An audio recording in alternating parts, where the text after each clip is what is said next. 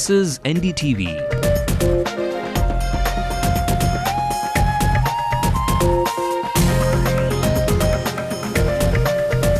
And you're watching Ndtv-Hindu.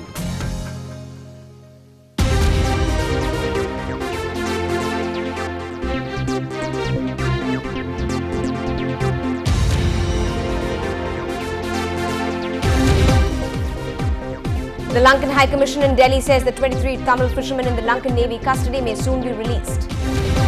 Krishna water reaches Uttukottai and will soon flow into Pundi and Puru reservoirs. Good news for Chennai's water supply. The Madras High Court takes exception to the centre's failure to follow its directive on manual scavenging. State's Council says government is ready to ask for the amendment bill. Is a heftier down payment one way to reduce the burden on your house loan caused by an increasing interest rate? While the Union Sports Minister wants a common body for hockey to give the sport an edge, Tamil Nadu struggles to even host its annual tournament. On MLA Monitor today, we turn the spotlight on the 1000 Lights winner. Listen to Valarmathi's take on the basic challenges. மக்கள் எதிர்பார்க்கக்கூடிய பிரச்சனைகள் பல பிரச்சனைகளை என்னுடைய கவனத்துக்கு சொல்லியிருக்காங்க. அதெல்லாம் மாண்புமிகு புரட்சித் தலைவி அம்மா அவர்களின் நேரடி பார்வைக்கு எடுத்து சென்று அதையெல்லாம் தீர்ப்பதற்கு நிச்சயமாக நடவடிக்கை எடுப்பேன் என்று தெரிவித்துக் கொள்கிறேன். And guess what's on the 70mm this Friday? Siddharth and Munna Bai stir up entertainment while Cars 2 give the others a race for their money. Good evening and welcome to Headlines now on Ndtv-Hindu. I'm Evelyn Matthew bringing you all of the day's updates on this primetime bulletin. Now, how foolproof can rehabilitation really be? Do NGOs do this only for a namesake, or is there a lot of thought that really goes into setting up a roof above the homeless of our community? We ask these questions after the 3 new shelters that have come up in our city. In fact, we will be joining Mr. Amar Jyoti, who is a regional manager with an NGO in the city. We will be joining him for a discussion in a few minutes from now. Before that, a look at the national headlines as well. MV Suez reaches Karachi after a long wait for families of the 6 Indian sailors. The Indo-Pak Foreign Secretary level talks kick off at Islamabad. No big ticket announcements expected. Man charged with plotting the murder of 2 chief medical officers in Uttar Pradesh is found hanging in the Lucknow jail. Will India get a strong Lokpal? Has it lost its way in a 3-way divide between the government and 2 civil society groups?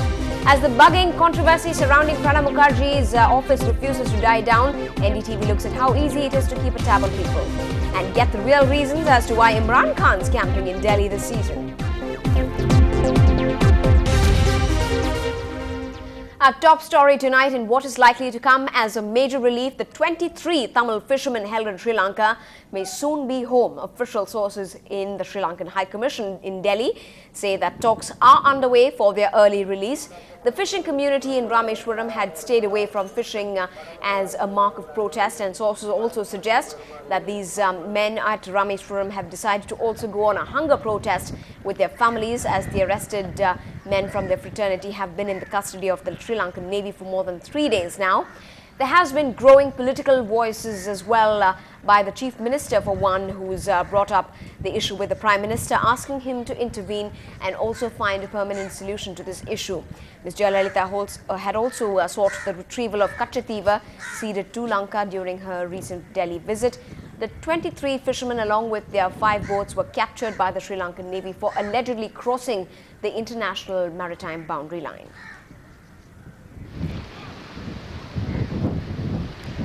Well, the MDMK's General Secretary has been on a drive asking people to join hands to support victims of torture, calling Chennaiites to come together for a candlelight vigil at the Marina Beach this Saturday. It would also mark the International Day in support of victims of torture. In a statement, WICO has said that there should be a growing support for the vigil call given by the May 17th movement in support of the Sri Lankan Tamils killed in war, as well as the Tamil fishermen facing torture at the hands of the Sri Lankan Navy.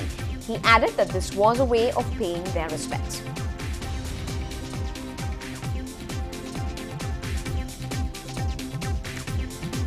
Now, manual scavenging, an act that stands as a symbol of denial of basic human rights, continues to be in practice here in Tamil Nadu despite court directives. Today, the Madras High Court strongly condemned the central government for not acting on its directions in the case for the last 6 months. The first bench said that hereon it will be constrained to summon top officials from the government. If there was no response, the additional Solicitor General appearing on the centre's behalf submitted that the Prime Minister is directly monitoring the issue of passing an amendment bill. This bill, in fact, will allow the punishing of those who send men into the manholes for cleaning the sewage drains. Meanwhile, the state government on its part said that the State Assembly was ready to pass a resolution seeking the centre to pass the bill so as to make the law stronger in the country.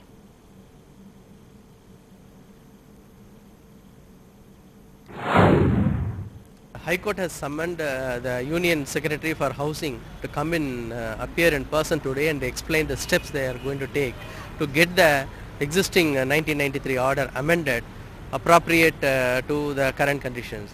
Unfortunately, the Union Secretary did not appear in person. He sent his Joint Secretary.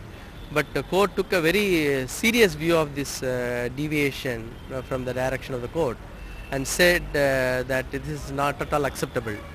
They have now given further directions saying that the union government should list down what are the steps they are going to take immediately to amend the existing order and submit it by first week of August, and failing which the High Court has seriously told that we will be constrained to summon higher dignitaries from the union government, including from the PMO's office, to explain this issue on this issue. And the state government's council had come forward and declared in the open court that the state government is willing to pass a resolution for the amendment of this act. And this is something very, very positive about it. And if we have one or two more states also passing a resolution, we can definitely have a new act enacted in the current coming monsoon session in August itself. And then we also need to notify the rules also. Many times what happens, the act comes into declaration, but rules are not framed. In many cases it is happening. So we have to work that the rules are also framed simultaneously along with the act. There is now some closure in the direction of justice for the victims of the Vachati rape case. Today, the Madras High Court asked each of the 7 accused to pay up a sum of 10,000 rupees to a city school for children with hearing disabilities. This particular direction to the accused comes as they have been attempting to prolong the judicial process in this case. The rape case of village women at Vachati in Dharmapuri district in 1992 had drawn national attention then. The accused are alleged to have entered tribal dwellings and accusing them of smuggling sandalwood. The CBI said and also had taken over the case, which saw the involvement of forest police and revenue officials. Back then, 7 of the main accused had approached the Madras High Court seeking revision, such as adding new accused such as the Superintendent of Police, the then District Collector and the then RDO as well. The court said that the case was in its final stage and had to be disposed in a month's time. Now, water may no longer be a reason to worry for the citizens of the city. The free-flowing water of River Krishna has reached the 0 point based at the interstate border of Andhra Pradesh and Tamil Nadu in Uttukottai. The water was released from Kandalera Reservoir in Andhra Pradesh on Tuesday. This release followed discussions between the two states for over 2 months. Andhra Pradesh has promised that nearly 3,000 million cubic water would be provided in 40 days and that the quantum might be increased. Chennai's metro water officials have said that 40 million cubic feet of water was drawn daily from the 4 water bodies for the city's supply. And if the promised supply reached Chennai, it would mean good news for a lot of us, as it would mean that the metro water should be able to sustain its present supply for over 2 months. When we come back, we track the footprints left at the Thousand Lights constituency by its MLA and find out if they will return with the promised goods.